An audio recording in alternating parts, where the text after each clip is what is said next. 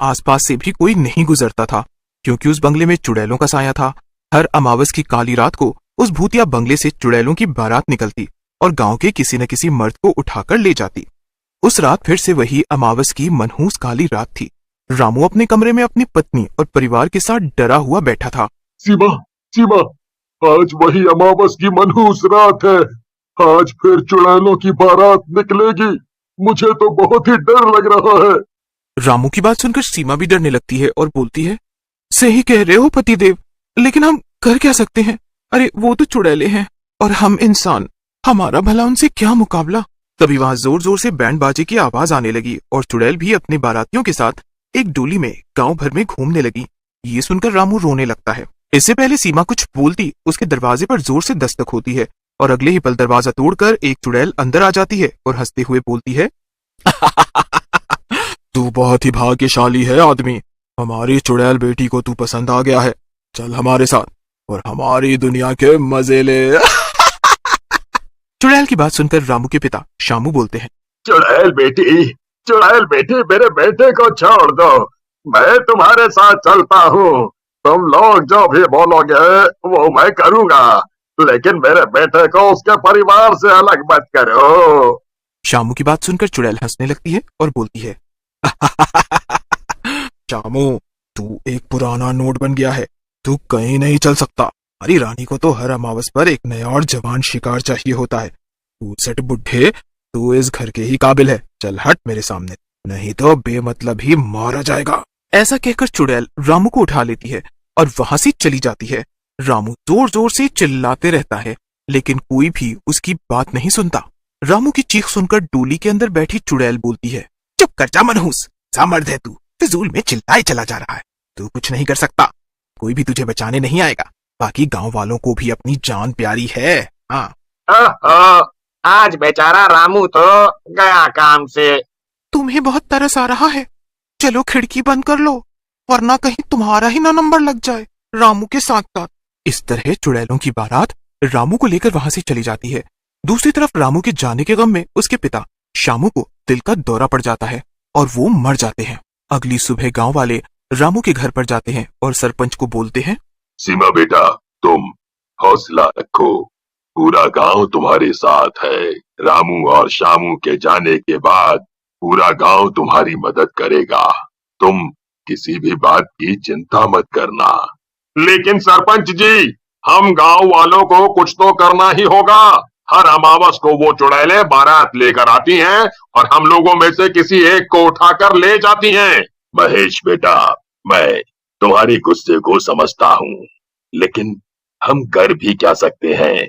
भला चुड़ैलों से हम इंसानों का क्या मुकाबला? वो बहुत ही ताकतवर होती हैं। भला हम क्या कर सकते हैं? ऐसा कहकर सरपंच जी वहां से चला जाता है। धीरे धीरे समय बीत जाता है और फिर से अमावस की रात आ जाती है।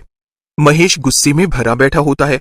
वो अपने दोस्त छुट्टन से बोलता है, ये चुड़ैल हर बार गांव से किसी ना किसी को उठाती है और डरपोक गांव वाले इससे डरकर कुछ नहीं करते, लेकिन आज मैं इसका मुकाबला करूंगा। महेश भैया, मुझे पता है, महेश भैया आप बहुत बहादुर हो, लेकिन चुड़ैलों से मुकाबला कैसे जीतोगे?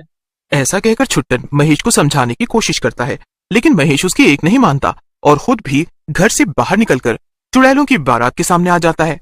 ये देख चुड़ैलें बोलती हैं, ये वाला तो कुछ ज्यादा ही गुस्से वाला लगता है, हमारे सामने खुद ही आ गया, मजा आ जाएगा इससे शादी करने में। चुड़ैल को यूं अपने ऊपर हंसता देख महेश गुस्से में बोलता है, चुड़ैलों, यहाँ से वापस चले जाओ।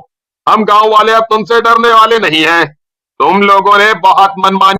महेश की बात सुनकर डोली के अंदर बैठी चुड़ैल हंसने लगती है और बोलती है, चलो अच्छा है, कोई तो बहादुर मिला, नहीं तो हमें हर बार डरपोक ही मिलते थे। देख क्या रहे हो, मेरे बारातियों, उठा लो इस बहादुर को, आज इसी के साथ सुहाग रात मनाऊंगी। चुड़ैल के ऐसा बोलते ही सारी बाराती हंसते हुए महेश को उठा लेते हैं। ये देखकर छुट्टन घबरा जाता है और वहां से भागता हुआ सरपंच के पास पहुंचता है। कुछ करिए सरपंच जी, वो बारात तो अपने महेश भैया को भी उठा ले गई। हमें कुछ करना होगा, नहीं तो इस गांव में एक भी मर्द नहीं रह जाएगा। कुछ करिए सरपंच जी, कुछ करिए। तुम रो मत छुट्टन, अब ये मसला बहुत ही गंभीर हो गया है। मैं कुछ करता हूँ, तुम जब तक गांव वालों को समझा दो कि वो डरे या घबराएं नहीं। फिर छुट्टन वहां से चला जाता है।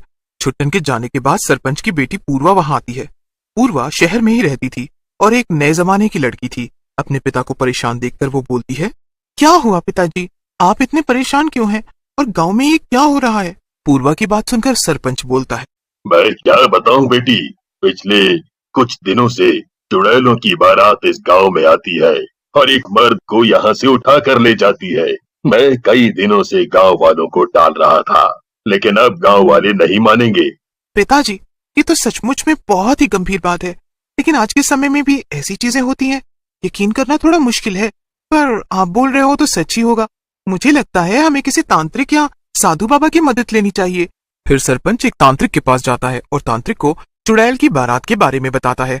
सरपंच की बात सुनने के बाद तांत्रिक बोलता है, सरपंच, ये सब तेरे पूर्वजों का ही किया धरा है। तेरे पूर्वज पहले डाकू थे और उन्होंने एक लड़की की डोली लूटने के चक्कर में उन सब बारातियों को मार डाला था। तो क्या कुछ भी नहीं हो सकता बाबा? वो सब तो हमारे पूर्वजों ने किया था, पूरे गांव को उसकी सजा क्यों? सरपंच, एक रास्ता है, लेकिन इसके लिए तुझे अपनी बेटी को अमावस से एक दिन पहले मेरे पास भेजना होगा और वो अकेली ही यहाँ आए। फिर सरपंच वहां से चला जाता है, लेकिन तांत्रिक की बातें उसके दिमाग में घूम रही होती हैं। वो पूर्वा के पास जाता है और तांत्रिक के साथ हुई बात को बताता है। फिर धीरे धीरे वो दिन आ जाता है। पूर्वा अकेले तांत्रिक के पास जाती है। तांत्रिक पूर्वा को देखकर हंसने लगता है और बोलता है, आओ पूर्वा बेटी आओ, मुझे तुमसे यही उम्मीद थी। तुम अपनी माँ की तरह ही बहुत बहादुर हो। पूर्वा अपने मामा से मिलकर बहुत खुश होती है और बोलती है, मामा, लेकिन हम उस चुड़ैल से अपने गांव की रक्षा कैसे करेंगे? मामा कुछ करिए। ऐसा कहकर तांत्रिक मंत्र पढ़ने लगता है और जैसे जैसे वो मंत्र पढ़ता जाता है उसका शरीर राख बन जाता है। ये देखकर पूर्वा रोने लगती है, लेकिन थोड़ी ही देर में वहां राख का ढेर पड़ा होता है और वहां तांत्रिक की आत्मा आकर बोलती है, मैंने कहा था ना, रोना नहीं है मेरी बेटी, तुझे अपनी माँ की तरह ही बहादुर बनना है। बस तू ये राख ले और उस बारात के ऊपर छिड़क दे। ये राख उनके ऊपर डालते ही वो सब चुड़ैलें और बाराती गायब हो जाएंगे। रात होती ही वहां चुड़ैल की बारात फिर से आ जाती है, लेकिन जैसे ही चुड़ैल पूर्वा के पास आती है, पूर्वा उसके ऊपर राख डाल देती है। राख के डलते ही चुड़ैल गायब होने लगती है। ये क्या कर डाला तूने लड़की, मैं ऐसे गायब क्यों हो रही हूँ? और अब तुम सब यहाँ से गायब होने वाले हो।